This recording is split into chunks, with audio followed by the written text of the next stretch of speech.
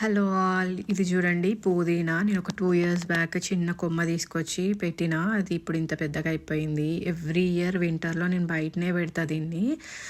వింటర్లో చచ్చిపోతుంది, మళ్ళీ సమ్మర్ అయ్యేసరికి మంచిగా పెరుగుతుంది.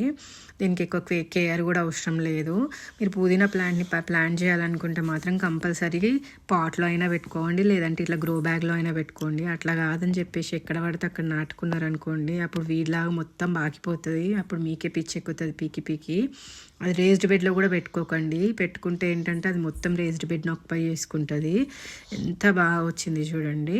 నేను ఎవ్రీ డే ఇవి తెంపుతానే ఉంటాను, దేంట్లో ఒక దాంట్లో వేసుకోవడానికి అని చెప్పేసి. మనం ఎంత ఎక్కువ తెంపితే అంత ఎక్కువ వస్తుంది పుదీనా. అండ్ దీనికి ఎక్కువ కేర్ కూడా అవసరం లేదు. ఒక 2 years బ్యాక్ నేను ఏదో కొంచెం సాయిల్ అండ్ మల్చ్ యాడ్ చేసినట్టున్నా, అయినా సరే అది ఆ ఎనర్జీతోనే ఇదంతా పెరుగుతుంది.